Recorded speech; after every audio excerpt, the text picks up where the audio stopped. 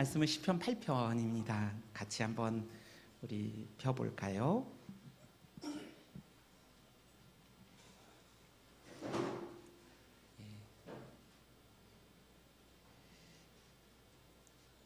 보통은 제가 한 절 읽고 여러분들이 한 절 읽고, 그런데 오늘은 새로운 방식으로 안경을 끼신 분들이 먼저 읽고 안경을 안 끼신 분들이 나중에 읽는 방식으로 창의적으로, 그리고 마지막 절은 다.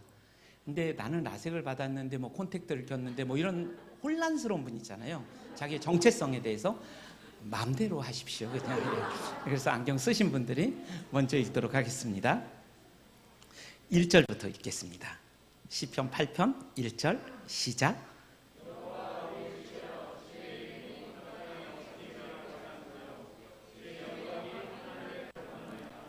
주의 대적으로 말미암아 어린 아이들과 젖먹이들의 입으로 권능을 세우시며 이는 원수들과 보복자들을 잠잠하게 하려 하심이니이다. 주의 손가락으로 만드신 주의 하늘과 주께서 베풀어 두신 달과 별들을 내가 보오니 사람이 무엇이간데 주께서 그를 생각하시며 인자가 무엇이기에 주께서 그를 돌보시나이까. 그를 하나님보다 조금 못하게 하시고 영화와 존귀로 관을 씌우셨나이다. 주의 손으로 만드신 것을 다스리게 하시고 만물을 그의 발 아래 두셨으니 모든 소와 양과 들짐승이며 공중의 새와 바다의 물고기와 바닷길에 다니는 것이니이다. 여호와 우리 주여, 주의 이름이 온 땅에 어찌 그리 아름다운지요. 아멘. 예, 오늘 말씀의 제목은 사람이 무엇이간데 라는 제목입니다. 여러분 혹시 동방기독교 정교회에 대해서 들어본 적이 있으십니까? 동방정교회에는 한 2억 3천만 명의 성도들이 있다고 합니다.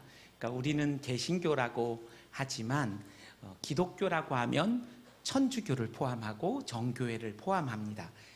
우리는 장로교에 아주 익숙해져 있지만 또 미국에서는 침례교가 가장 큽니다. 그래서 기독교라고 할 때 우리는 천주교를 포함해서 저희가 알고 있는 모든 교단, 이단을 제외한, 그런데 통계를 낼 때는 간혹 이단들도 들어가는데요.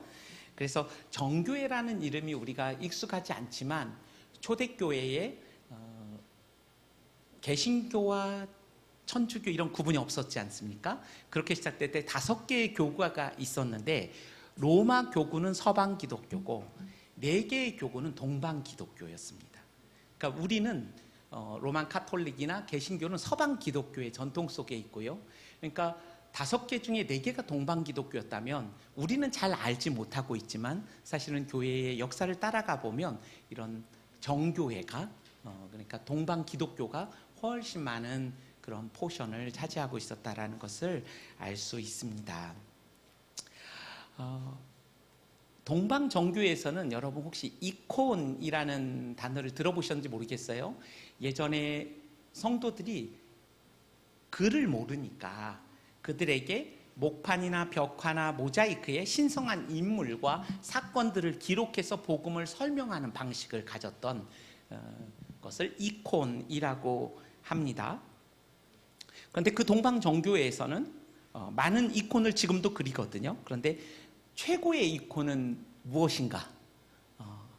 최고의 사건이고 최고의 인물, 복음을 잘 설명할 수 있는 어떤 하나를 우리가 정한다면 그것은 여러분 자신입니다. 이렇게 이야기하더라고요. 정교회에 있는 신부님께서. 여러분은 하나님의 최고의 이콘이고 여러분이 만나는 그 한 사람이 최고의 이콘입니다 라고 말하면서 정교회의 삶에서 가장 소중하게 여기는 3가지 가치가 있다고 합니다. 그러니까 러시아도 사실은 정교회고요, 우크라이나도 정교회입니다. 근데 참 안타까운 것은 그들이 가장 중요하게 여기고 있는 3가지 가치를 사실 잃어버린 거죠. 3가지 가치는 한번 따라해 보시겠습니다. 첫 번째, 지금 이 순간. 두 번째는 내 곁에 있는 누군가. 내 곁에 있는 누군가. 세 번째는 그를 사랑하는 것. 그러니까 정교회의 삶에서 가장 중요하게 여기는 그 가치가 있는데 지금 이 순간 내 곁에 있는 누군가를 깊이 사랑하는 것.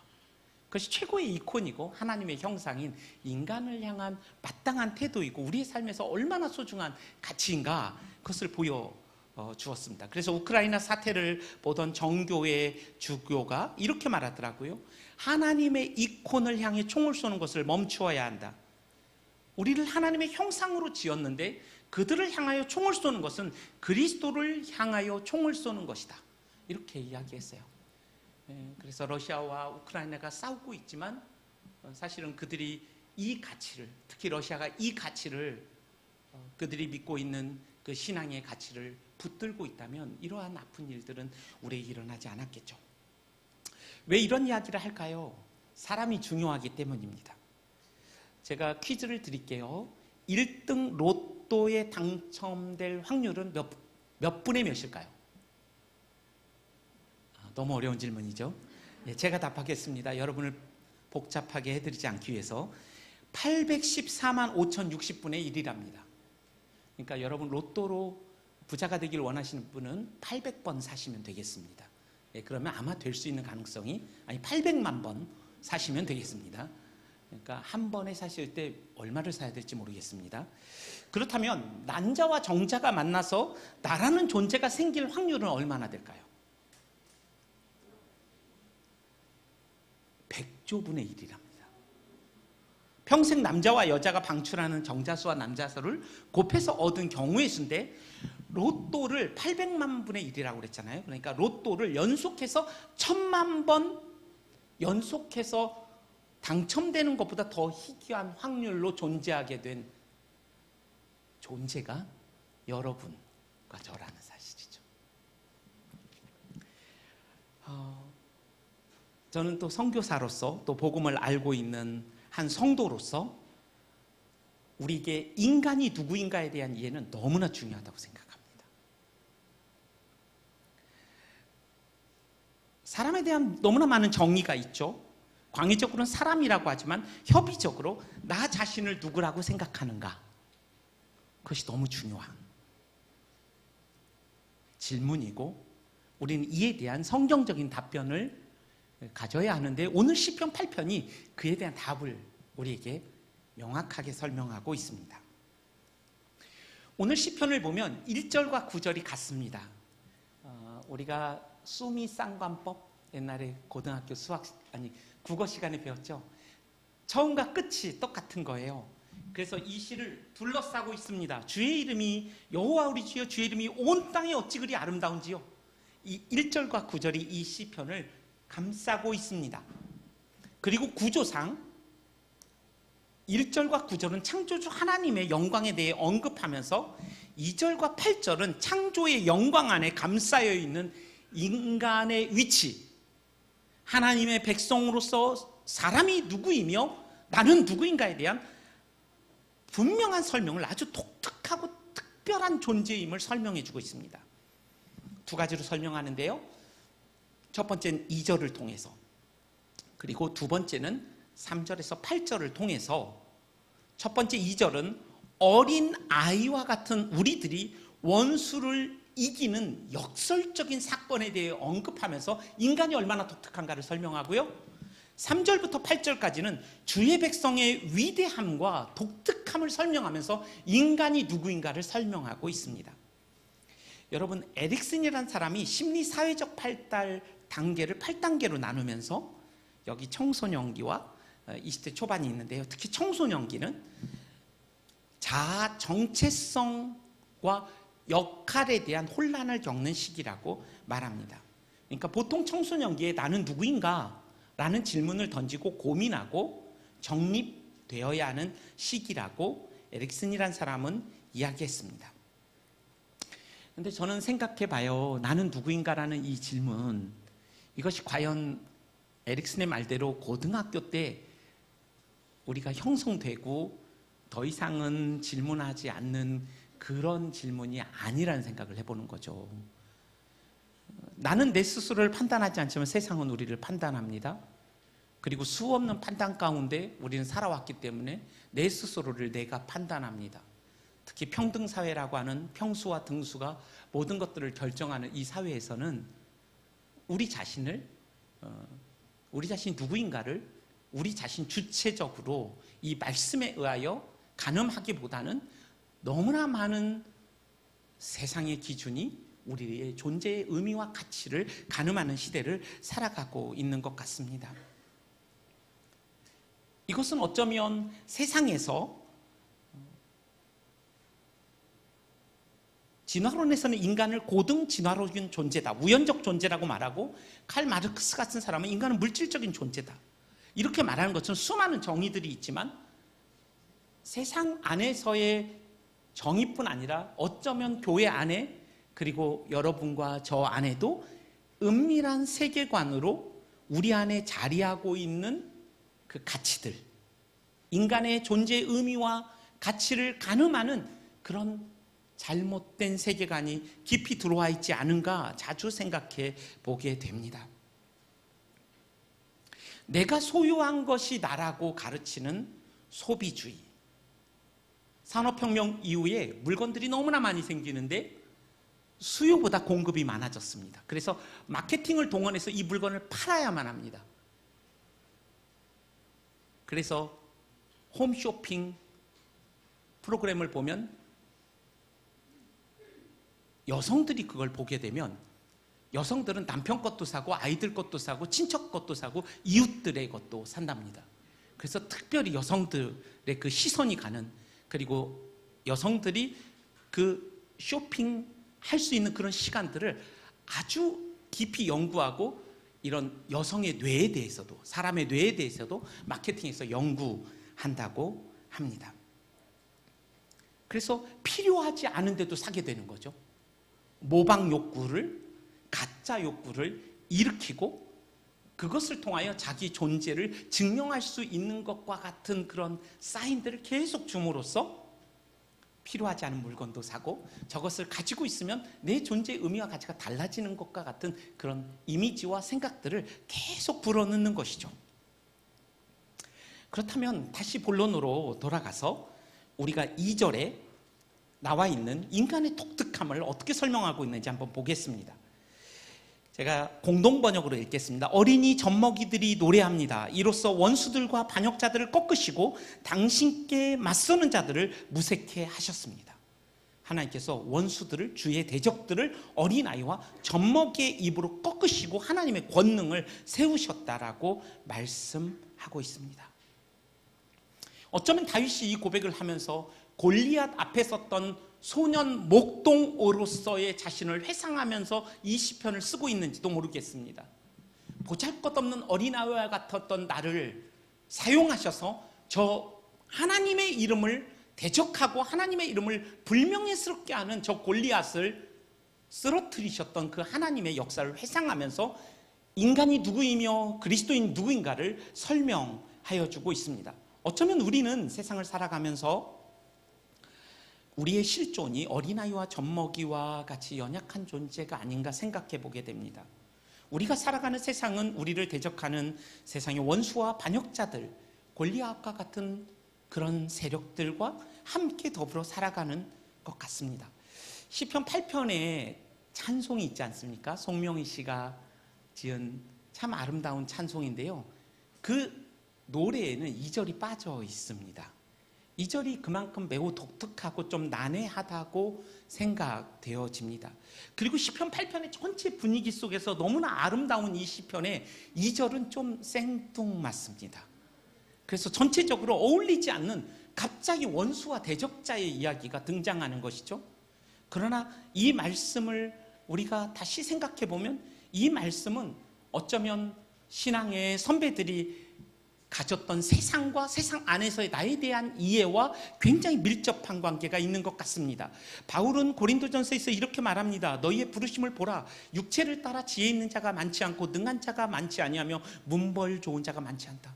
하나님께서 세상에 미련한 자들을 택하사 지혜 있는 자들을 부끄럽게 하시고 세상에 약한 자들을 택하사 강한 자들을 부끄럽게 하셨다 라고 말합니다. 또 때로는 바울은 이렇게 말합니다. 세상에서는 무명한 자 같으나 유명하며 나는 죽은 자 같으나 살아있으며 나는 징계를 받는 자 같으나 죽임을 당하지 아니한다 라고 말하는 역설적인, 세상에서는 어린아이와 젖먹이와 같지만 하나님께서 그 표면적으로 보이는 그러한 상태에 대한 우리의 이해를 바꾸시는 것이죠. 이 말씀은 마치 창세기 1장 26절에서 28절을 생각나게 합니다. 하나님의 형상이라는 말씀입니다. 사실 창세기 1장 26절 28절의 말씀이 이 시편의 8편에 그대로 사용되고 있죠. 하나님께서 하늘과 땅의 모든 만물을 다스리게 하신 존재다라는 말씀을 창세기에서 가져온 내용이죠. 그렇다면 여러분, 창세기 1장 26절에서 28절, 창세기를 처음 들었던 그 청자들은 누구였을까요? 성경에서 이 창세기의 말씀을 처음 받았던 사람은 누구였을까요? 애굽의 식민지로 430년간 노예 생활을 하던 이들이 이 창세기 말씀을 처음 들었습니다. 나라가 없고 자유를 상실하고 하나님의 그 오랜 침묵 속에서 길을 잃어버리고, 인생의 유일한 기쁨이라고 하는 것은 일주일이나 이주일이나 한 달에 한 번 주는 고기 반찬으로 자신의 최상의 기쁨을 누리며 살아갔던 비참한 존재들에게 하나님께서 이 생뚱맞은 너희는 하나님의 형상이다. 당시에 그 신관 속에서는 별과 해와 달을 섬기던 그 사람들에게 저 하늘의 별과 저 달과 해를 내가 너를 위해 만들었어. 너희는 모든 만물을 다스리는 자야. 라는 이 말씀이 얼마나 당황스러운 말씀이었을까요? 그러나 이 말씀을 들었던 그들은 모세와 함께 430년간의 그 지긋지긋한 노예로부터 해방과 자유를 찾게 됩니다. 하나님께서 오늘 시편 8편 말씀을 통하여 너희는 하나님의 형상이라고 말씀하시는 거죠. 너희가 연약해 보이는 존재 같지만 원수와 대적자들의 입을 잠잠케 할 수 있는 그런 존재야 라고 말씀하고 계십니다. 주님이 구원주로 오셨고 다시 승천하셔서 이제 다시 심판주로 오실 것입니다. 우리는 이미와 아직 속에서 살아갑니다. 그 하나님의 나라를 살고 있습니다. 주님이 언제 오실지 모르기 때문에 이미와 아직은 긴장과 갈등의 시기이지만 은혜의 시대이고 선교의 시대이며, 우리가 예수를 믿은 것처럼 또 다른 사람들을 하나님께서 하나님께 감사와 찬송과 영광을 돌린 적 없는 자들을 다시 부르셔서 함께 예배할 수 있는 시간입니다. 그러나 이 시간은 사탄이 여전히 역사하고 있고, 등뼈가 꺾이고 머리가 잘려나갔지만 여전히 사탄이 역사하고 있고, 육신의 연약함을 우리는 가지고 있고, 죄에 대한 책임으로부터 완벽하게 자유함을 누리고 있지만 여전히 죄의 오염과 죄의 영향 속에서 살아가고 있고, 우리와 너무나 다른 세계관 속에 살아가는 사람들과 더불어 살아간다는 이 사실이 수많은 긴장과 갈등을 우리로 하여금 경험케 하고, 그때 우리는 때로는 젖먹이와 어린아이와 같은 무력함을 경험하곤 합니다. 더군다나 주님의 말씀을 있는 그대로 살아내려고 할 때 억울한 일들을 감내해야 되고, 하고 싶은 말들을 다 못해야 되고,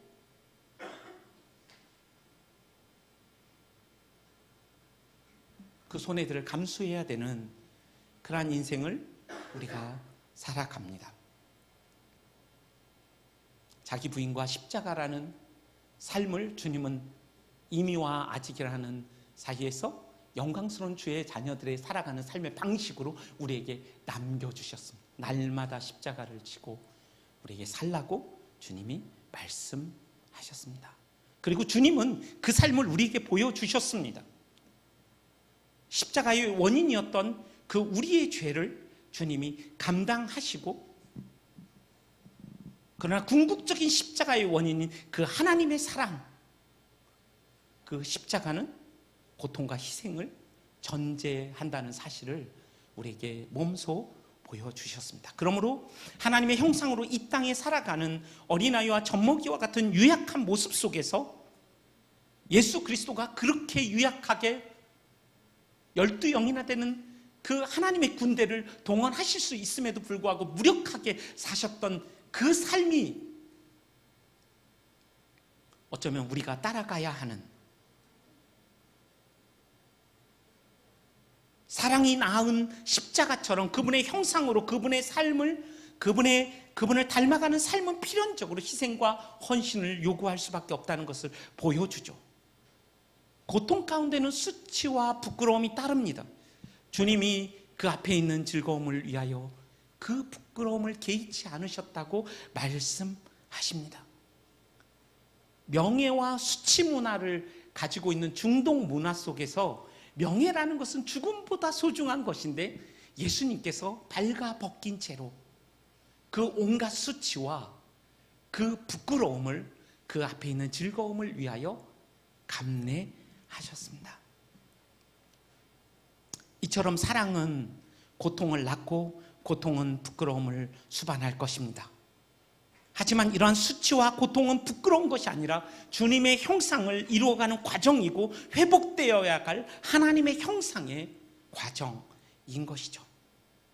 그래서 우리의 삶이 이런 고통스러움이, 희생이 따르는 것이 필연적이지만, 궁극적으로 십자가를 통하여 가장 모든 이름 위에 뛰어난 이름으로 그리스도를 높이신 것처럼 가장 존귀하고 존엄한 삶은 그리스도를 좇는 삶인 것을 보여주셨죠. 때로는 어린아이와 젖먹이 같을지라도 고통을 감내하는 이 과정 속에서 하나님의 형상으로 회복되고 이러한 삶이 얼마나 존귀하고 의미 있는 삶인가를 보여주셨죠. 무력하게 보일지라도 그리스도의 십자가가 보여준 바대로 원수와 적대자는 패하고 영원한 승리를 누리는 삶은 이러한 삶이라는 것을 보여주셨죠. 이를 통하여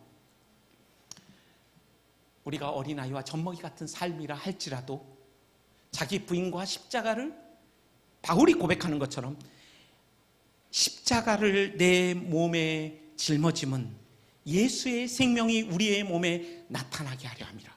또 다른 표현으로 이렇게 이야기하죠. 내가 항상 죽음에 넘겨짐은 예수의 생명이 이 죽을 육체에 나타나게 하려 함이라.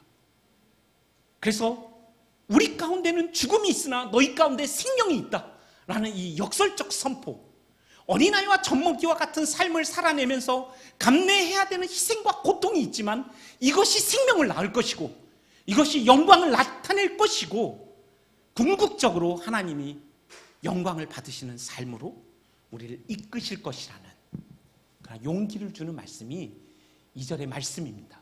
그리고 우리가 얼마나 독특한 존재인지, 어린아이와 젖먹이 같을지라도 여전히 연약함과 유약함 속에 있지만 낭망할 권리가 우리에게 없음을, 하나님이 반드시 우리를 그 영광에 이르기까지 이끄실 것이라는 사실을 예수님이 몸소 그 인생을 통하여 보여주셨습니다.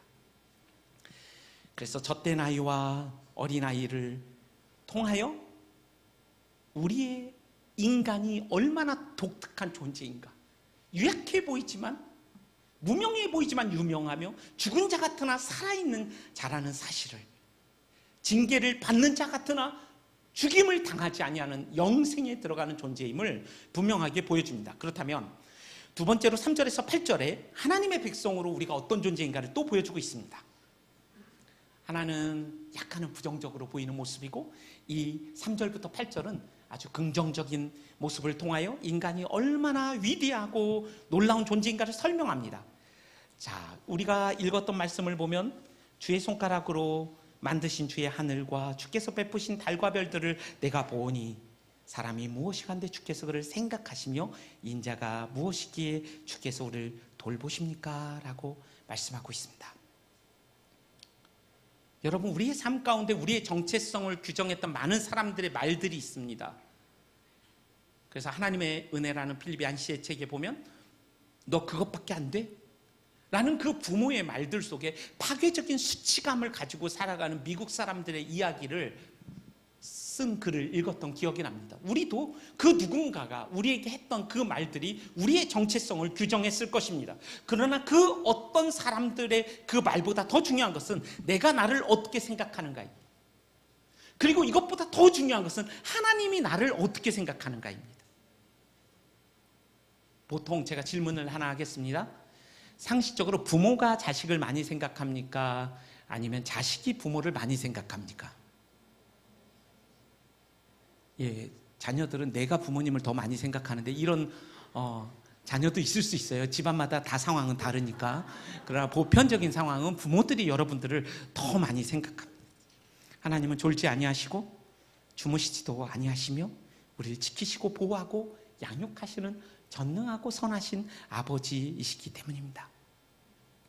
여기서 생각하신다는 단어는 기억한다라는 의미이고 권고하다라는 단어는 방문하신다라는 의미입니다. 그러니까 쉽게 이야기하면 하나님이 인간이 무엇이 간데 우리를 기억하시며 생각하시며 찾아오시는가. 저는 이 말씀을 읽으면서 시편 56편이 생각났습니다. 제가 이제 저희 가족 중에 한 분이 굉장히 뭔가 마음이 아파서 고생할 때 하나님 앞에 새벽마다 울면서 기도했던 적이 있어요. 그래서 시편을 읽으면 주여 어느 때까지니까 그냥 눈물이 왈칵 쏟아지기도 하고. 근데 제가 대학 시절 기숙사에서 말씀을 보는데 시편 말씀이었는데 주께서 너의 눈물을 계수하시며 너의 눈물을 유리병에 담으셨다라는 말씀을 읽는데 가만히 있을 수가 없겠더라고요. 막 기도하는 자리로 뛰어갔어요. 그 영어로 보면 저는 필리핀 유학파입니다. 2개월 갔다 왔습니다. 그래서 여러분 왜 필리핀 유학파라니까 웃으십니까? 이거 잘못된 생각인 것 같습니다. 저 인도네시아 유학파입니다. 또 인도네시아. 그래서 제 발음이 구립니다. 그래서 인도네시아는 그 필리핀은 important를 importante 이렇게 발음합니다. 그러니까 감안하시고 하나님께서 이렇게 store my tears in the bottle 이렇게 발음하더라고요. 아주 보틀 이렇게 해야 되는데 저는 편한 건 그래서 병에 하나님 우리의 눈물을 스토어 하시대요. 보관하시는 거예요. 제가 새벽마다 흘렸던 그 눈물을 하나님이 한 방울도 허투루 흘려보내지 않으시고 다 보관하고 계시대요.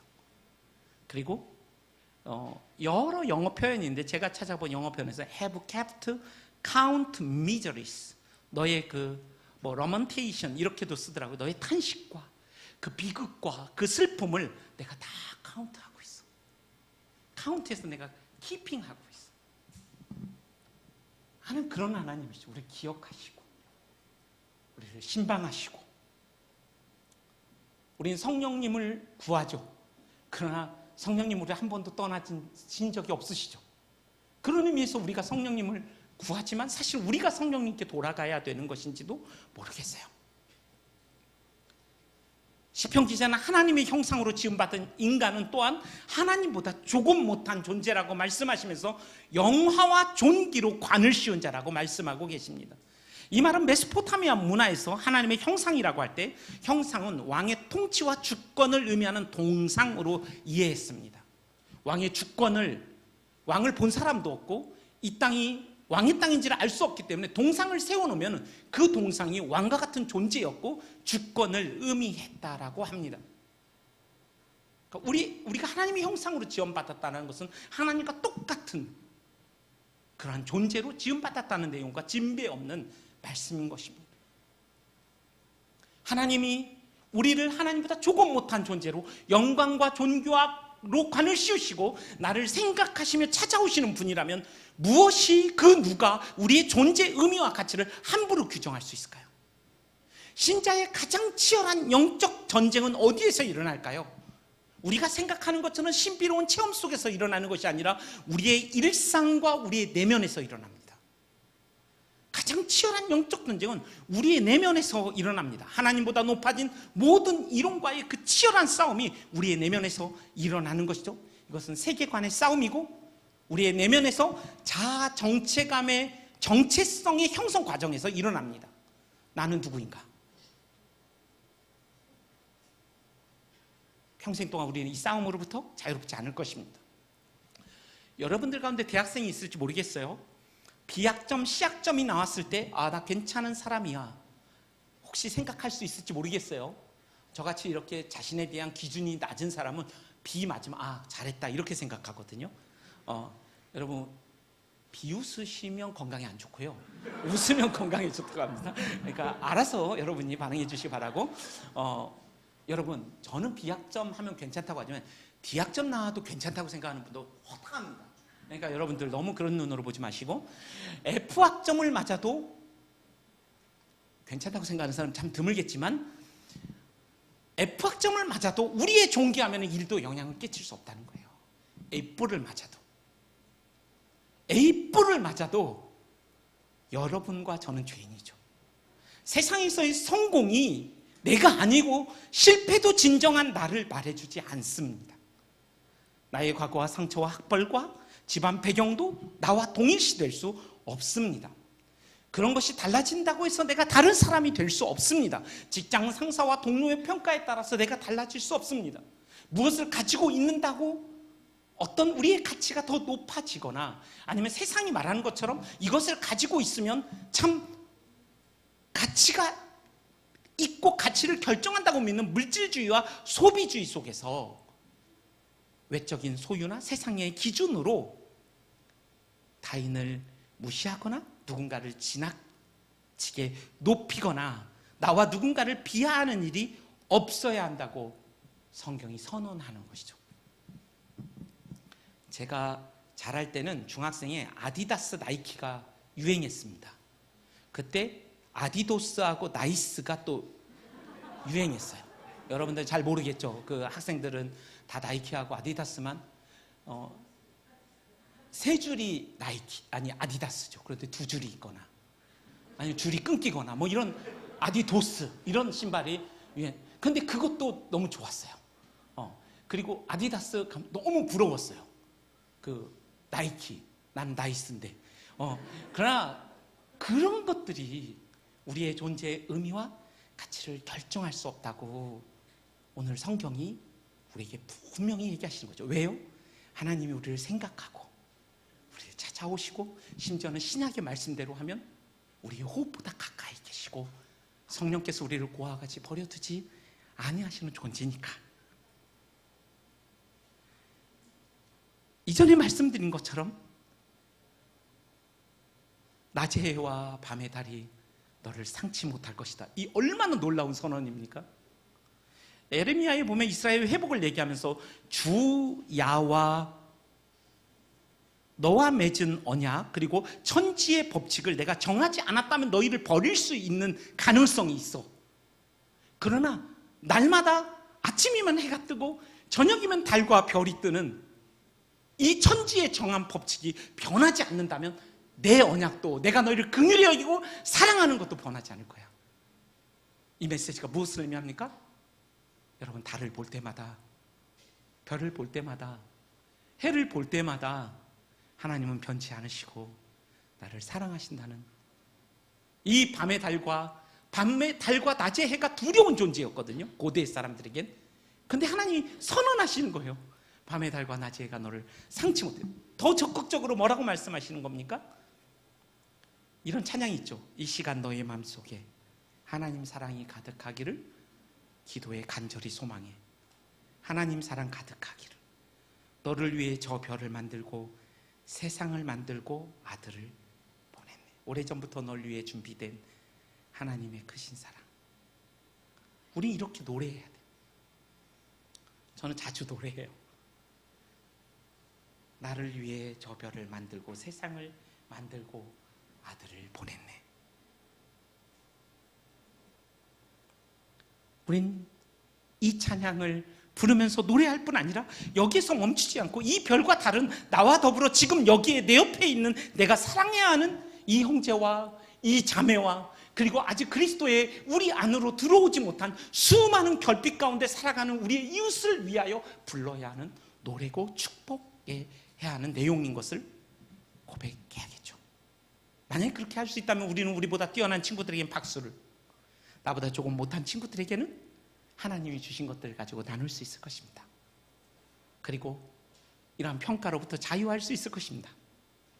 저는 은퇴하는 선배님들과 또 많은 동료들을 봅니다. 제가 외모와 달리 52세입니다. 이것도 잘 반응해 주세요. 제가 사실은 외모가 중국계 부자로 다 이렇게 인도네시아에서는 저를 꼬꼬라고 부르는데 다 중국계 부자로 저를 봤단 말이에요. 그래서 제가 몸매를 망치기 전에는 죄송합니다. 나름 괜찮지만 조금 망치기 전에는 주윤발이라는 별명도 갖고 있었어요. 한때. 그래서 제가 결혼하기 전에 아내에게 얘기했어요. 사실 내 별명은 주윤발이야. 그래서 얘기했어요. 그랬더니 제 아내가 여보가 주윤발이면 난 샤론 스톤이야. 이렇게 제 아내가 얘기했는데 저보고 한마디 날렸어요. 백폭을 남겼는데 혹시 홍금보 아니야? 이렇게. 그래서 제가 지금은 그분 돌아가셨거든요. 망자의 이름을 불명예스럽게 하지 말라고 아내에게 절대 못하게 합니다. 그래서 많은 친구들을 봐요. 그 은퇴한 이후에 뒷모습이 쓸쓸한 어른들, 동료들을 보는 거죠. 여러분, 물질이 있다고 해서 그가 어떤 높은 직위에 있다고 해서 은퇴 이후에 그 뒷모습이 이렇게 멋있지만은 않더라고요. 쓸쓸한 사람이 많더라고요. 우리도 예외는 아닐 겁니다. 우리가 누구인가라는 이 성경이 말하고 있는 분명한 선언에 대한 아주 확고한 이해가 없다면 우리도 초라해질 수 있습니다.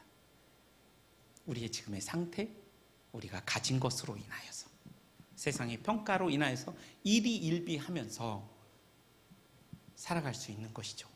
창세기 1장 26절에서는 하나님의 형상을 말하면서 온 땅을 다스리는 존재로서 말합니다. 시편 8편도 동일하게 이야기하고 있습니다. 하나님 우리를 생각하시고 찾아오시고 보살피는 존재인 이 인간이 왜 이 땅에 존재하고 있는가를 설명합니다. 주의 손으로 만드신 것을 다스리게 하시고 만물을 그 발 아래 두셨다라고 말씀하십니다. 인간을 향한 하나님의 꿈을 보여줍니다. 우리는 하나님의 형상으로 지음받은 동시에 다스리는 존재로 부름받았습니다. 우리를 통하여 하나님이 자신의 통치를 실현하시겠다고 말씀하고 계십니다. 창세기는 하나님의 형상으로 지음받았고 우리를 통하여 만물을 다스리겠다고 하신 그 말씀에 그 1차적 독자가 노예였다는 사실을 우리가 나누었죠. 여러분은 이 말씀을 들을 때 어떻습니까? 내가 하나님의 형상이야. 영광과 존귀로 간시운 자야. 하나님 나를 찾아오시고 나를 방문하시고 내가 보살핌을 받는 그런 존재야. 너무 뿌듯하고 너무 과분하고 참 부족함이 없고 그런 고백을 우리가 다 할 수 있다면 얼마나 좋을까요? 그리고 하나님은 얼마나 기뻐하실까요?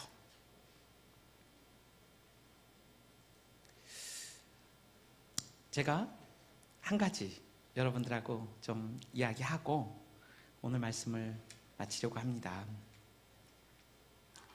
여러분, 제가 참 좋아하는 하나의 질문이 있어요. 여러분들 그 주보에도 있는데 하이델베르그 교리 문답인데요. 한번 들어보세요. 당신의 삶과 죽음의 유일한 당신의 위로는 무엇입니까? 한번 질문해 보세요. 당신의 삶과 죽음 안에서 당신의 유일한 위로는 무엇입니까? 이 질문이 우리의 정체성과 굉장히 밀접한 관계를 갖고 있어요. 당신의 위로를 묻고 있는 거예요. 나의 위로. 우리가 위로를 삼고 살아가는 모든 것은 이 땅에서만 위로가 됩니다. 사람은 죽어서 이름을 남겨도 죽은 사람과는 아무런 관계가 없습니다. 결론적으로 이 땅에서 위로가 되는 것은 이 땅에서 다 끝나요. 모든 위로가. 여러분이 만 가지의 위로를 갖고 와도 죽으면 끝입니다. 그런데 죽음 안에서도 위로가 되는 것이 하나가 있습니다. 그래서 이 하이델베르그 교리문답의 주석서를 썼던 올레비아누스 우르시노스라는 사람은 이렇게 얘기해요. 이 질문에 대한 답을 딱 한 문장으로 얘기하거든요. 당신이 그리스도의 것이 되었다는 것입니다. 여러분, 우리가 그리스도의 것이 되면 하나님께서 우리를 보실 때 그리스도를 보시듯 보십니다. 연약과 연약함과 죄악으로 얼룩져 있는 우리의 삶을 그리스도를 보시듯 하나님 우리를 보십니다. 그렇다면 우리가 그리스도의 것이 되었다는 의미를 세 가지로 설명했는데, 첫 번째는 우리가 그리스도와 연합되었다는 것이고 화해되었다는 것이죠. 화해되었다는 거죠. 이걸 먼저 할게요. 원수였으나 화해되었다는 거예요. 진노를 받기에 합당한 존재였지만 사랑받기에 합당한 존재가 되었어요. 우리가 불경건하였을 때, 원수되었을 때, 죄인 되었을 때 하나님께서 아무 일을 하지 아니한 우리들이 하나님을 믿는 그 믿음을 의로 여기시고 하나님과 화해되게 하셨다. 두 번째는 그리스도와 우리가 연합되었다는 거예요. 우리가 그리스도의 것이라는 의미는 하나님과 화해될 뿐 아니라 내가 그리스도 안에, 그리스도가 내 안에 있어서 이제 그리스도의 형상이 이루어지는, 연합되었다는 거고, 세 번째 의미는 우리가 하나님의 사랑을 받고 있다는 것입니다.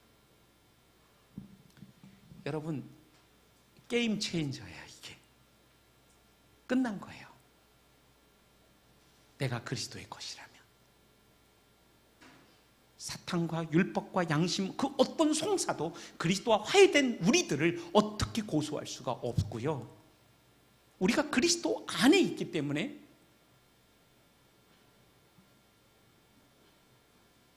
우리가 그리스도를 닮아가게 되고 그 영원하고 완전한 사랑이 그리스도 안에서 영원전부터 우리를 향할 뿐 아니라 영원까지 계속될 것이라고 성경이 말씀하고 있습니다. 말씀을 맺겠습니다. 인간은 누구입니까? 그리고 나는 누구입니까? 당신은 누구입니까? 오늘 시편 8편이 전하여준 이 우리의 정체성은 인생의 가장 크고 중요한 자양분이 되어야만 합니다. 우리의 정체성이 뿌리여야만 합니다. 그때만 하나님 눈에 성공한 아빠, 엄마, 아내와 자녀로 살아갈 수 있습니다. 그리고 이 세상에 수많은 결핍 가운데 있는 사람들에게 그 결핍의 이유를 알려줄 수 있고 소망에 관한 그 분명한 이유를 가르쳐줄 수 있습니다. 하나님의 형상으로 삼위 하나님의 사랑을 받고 있는 자로서의 존엄과 품위를 누리면서 증거할 수 있습니다. 이제 우리를 오늘 또 교회로 부르시고 다시 세상으로 하나님이 우리를 오늘 보내시는 가운데 오늘의 이 말씀 가슴에 품고 여러분의 삶 속에 하나님의 형상으로서의 이 존귀와 이 품위와 기쁨을 마음껏 또 증거하면서 그렇게 주님 앞에 살아드리는 저희 모두가 되기를 주님의 이름으로 축원합니다. 우리 한번 기도할까요? 한 1분 정도 하나님 앞에서 이 말씀을 붙들고 감사와 찬송을 드립시다. 보잘것없고 부족하고 먼지 같은 우리들을 아끼기 위하여 아들을 아끼지 않으신 그 사랑 앞에 주님 과분합니다. 부족함이 없습니다. 너무 고맙습니다. 이 감격과 이 감사와 기쁨이 메마르지 않도록 저의 삶을 이 말씀의 기초 위에 설 수 있도록 도와주시고, 그리고 우리 아이들을 위해서 기도합시다. 우리 아이들이 하나님 자신이 누구인지를 이 복음 안에서 기억하고 세상의 복의 통로로 살아낼 수 있도록 은혜 주시도록 우리 자신을 위해서 또 같이 기도하겠습니다.